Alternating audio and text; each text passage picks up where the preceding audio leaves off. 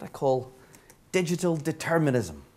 It's basically a sort of teleological view of history that we're sort of heading in one direction only, that we're going to end up, we're seeing the stats rise just now on the rise of the ebook, so we're going to end up completely ebook at a certain point. We're going to end up in a completely digital economy at a certain point.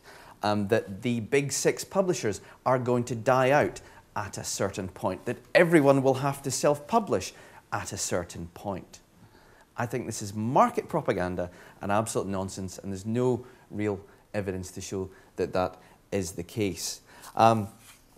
Economically, okay, we have to be very careful that we know what we're talking about when we talk about the publishing industries. Here's a very important book by a guy called Chris Anderson called The Long Tail. The Long Tail is a paradigm shift in global economics, and it affects all of the culture industries. I recommend buying that book.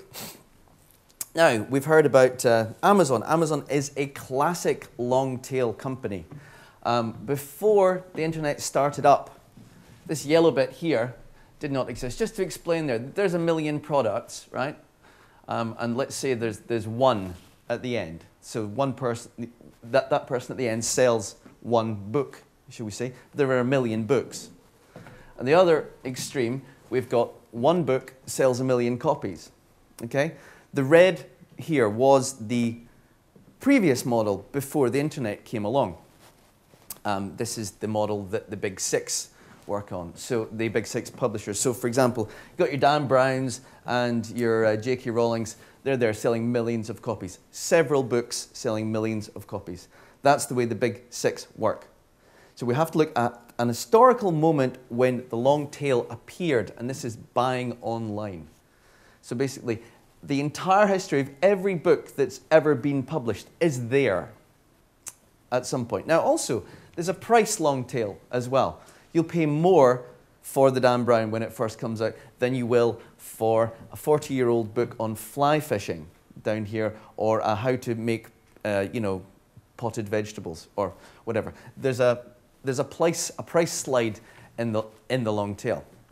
So when we're talking about the expanding digital industries, what we're talking about is what's going on within the long tail. The long tail is also, it's eBay, it's basically any kind of online buying. There's also advertising as well. There's a long tail for advertising. So yes, new market opportunity. It is absolutely a new market opportunity because a company like Amazon can sell millions of individual products at very, very small prices. For example, who here has bought a book for 1 pence from Amazon? Come on, you must have done. And then paid £2.70 postage. It's a very, very clever strategy to sell a second-hand book.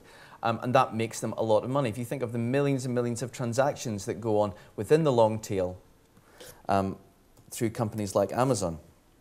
And search engines as well, there's a long tail for that. Anything basically that operates throughout the internet has a long tail. Now, mid-list, here's mid-list authors. These were the people, a bit like me, and probably like Leah's company as well, who are not in the Dan Browns and not in the J.K. Rowlings, but we're in some way protected by the publishing industry, making just about enough money to get by. Now, what's happened in the last 3 or 4 years is the mid-list is being squeezed.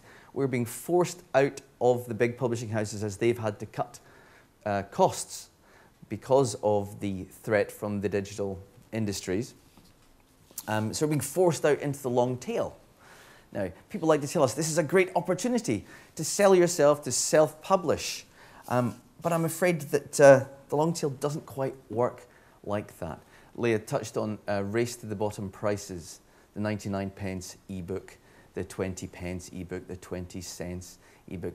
If you end up in the long tail, trying to sell yourself as a sole trader without the protection of one of the big 6 publishers, you're going to have to spend a hell of a lot of time self-promoting. You're going to have to bring your prices down to almost nothing. There are very, very few people who've managed to survive in that incredibly hostile environment.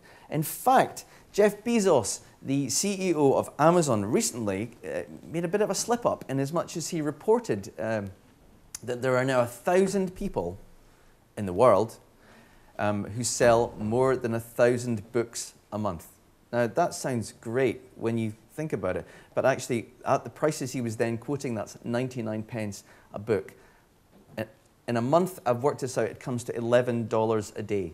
So Amazon CEO is saying there are 1,000 people in the world who make more than $11 a day.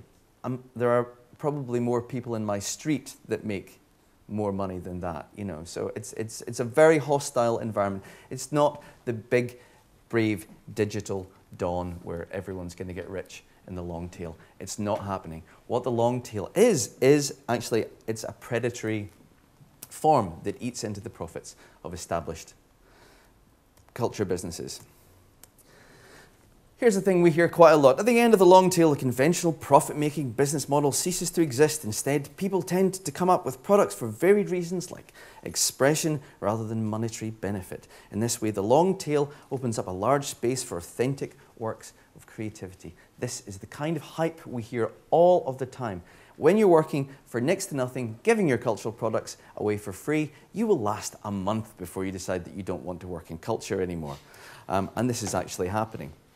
Now, the race to the bottom is actually part of what the long tail does to other industries. Chris Anderson also wrote a book about this. Every industry that becomes digital will eventually become free. Now, that's a threat. It's not a fact, because he is a digital determinist as well. He's written a book about it, which you can buy. He's not giving it away for free, strangely enough. I'm just going to crack on here. So just some evidence. There's, you know, the stats from all of the different industries that have gone digital.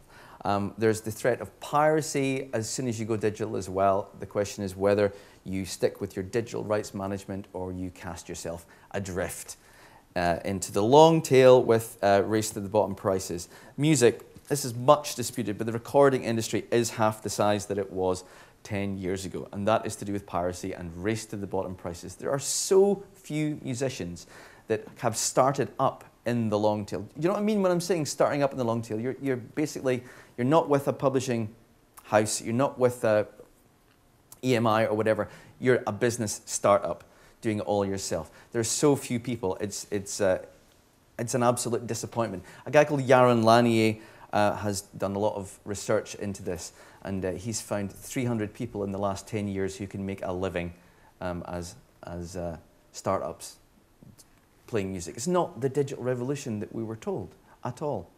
It's a front, really, for what's really going on. Okay, here's a classic example. This is, if you are a musician and you'd like to make the minimum wage in America, you can stand on a street corner and you can sell 143 hand-pressed CDs at the value of $9.99. Or you can, on Spotify, sell 4 million hits or have 4 million hits. And not many people are going to be able to do that. Again, it's an example of the myth of making a living in the long tail. The long tail's not there to support creative and cultural products. It's there to steal money from the mainstream model. Pornography is another industry which is dying. I know it's not of much interest to anyone, but it used to be the second biggest industry in the world after arms sales. Now it's almost entirely free on the internet due to piracy, user-generated content. Computer games, this is a vast problem as well, especially in a country where we generate a lot of computer games. When they go into the long tail, when they're no longer DRM protected, piracy is everywhere.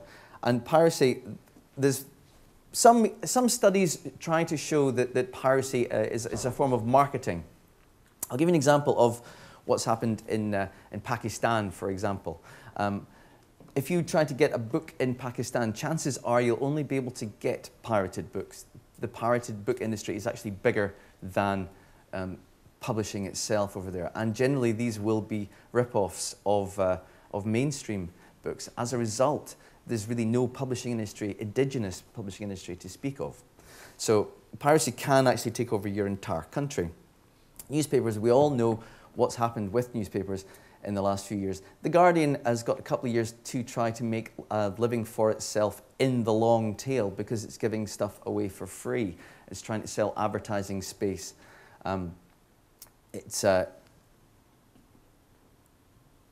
The other alternative is to leave the long tail and stick up a paywall, which is what the Times have done.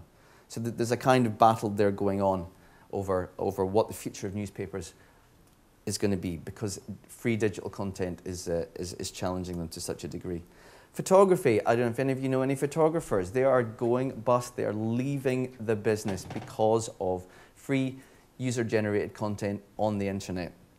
It's easy for newspapers, magazines, blogs to use your photographs for free, just to pick them up. You know, I don't know how it's even possible to monitor photographs on blogs anymore. No one's getting paid for the reuse of their photographs. So this is a huge problem.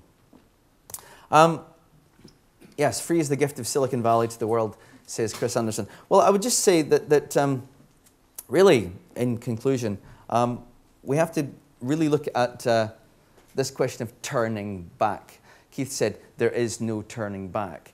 If there's no turning back, then we're heading towards the demolition of cultural industries by the digital giants, people like Amazon. There is turning back. There is turning back within publishing. France and Germany and now Switzerland have in place austere pricing measures to keep the price of books above about the $10, $12 mark, sorry, euros, and the same for ebooks. There's no great digital revolution in these countries because they've decided to protect their culture industries in much the same way that France and Germany protect their indigenous food producers from the predatory practices of American corporations. And I would ask you to see, actually, the great internet revolution not as something fated, as universal, as international, but as the predatory practices of probably 6 or 7 US multinational corporations, US-based multinational corporations. It's quite simple. It's actually a question of politics. Can we turn back? Yes, we can. We can say no to what the American internet is doing to our cultural industries.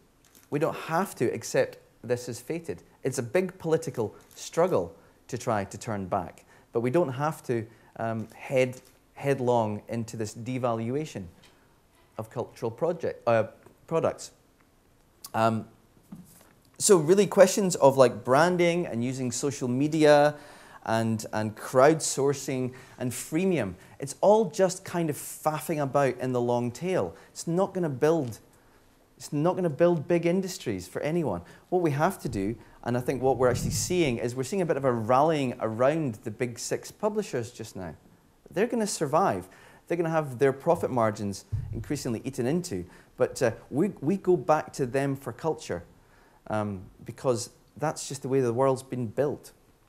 That's the way consumerism has evolved. And we see, as Leah already said, people like Kerry Wilkinson, Amanda Hawking, the people who are successful in the long tail, the very, very few, get immediately snatched up by the mainstream publishers and become mainstream hits. So there's no big digital revolution. It's an ongoing conflict, and one that the digital industries might actually lose. In fact, the entire thing, the entire digital revolution rests on a piece of legislation which was created in the Clinton administration, which can be overturned. The Digital Millennium Copyright Act, which basically gave free rein to companies like Google and YouTube to allow pirated material to be on their sites. That was the beginning of the eating away at the value of copyright. If these companies could actually be sued themselves for the use for free and illegal content on their sites, their profits would be absolutely devastated. A survey recently by Robert Levine showed that 90% of all content on YouTube just shouldn't be there. It's illegal. Now, do we defend copyright and the rights of writers, musicians, filmmakers to make money, to be reimbursed? Or do we just slide off into the long tail with our prices falling? You know, do we go 90 pence, 20 pence to try to compete with all the other people who are within the long tail? Do we really think as individual startups, whether we're bloggers, musicians, filmmakers or writers, that we can compete with all of these individuals who are all pushing their prices down to almost zero? It's just not credible. So I say we rally behind the established mainstream publishers, the established makers and distributors of music and films, and we try to fight off the predatory practices of long tail companies. Thank you very much.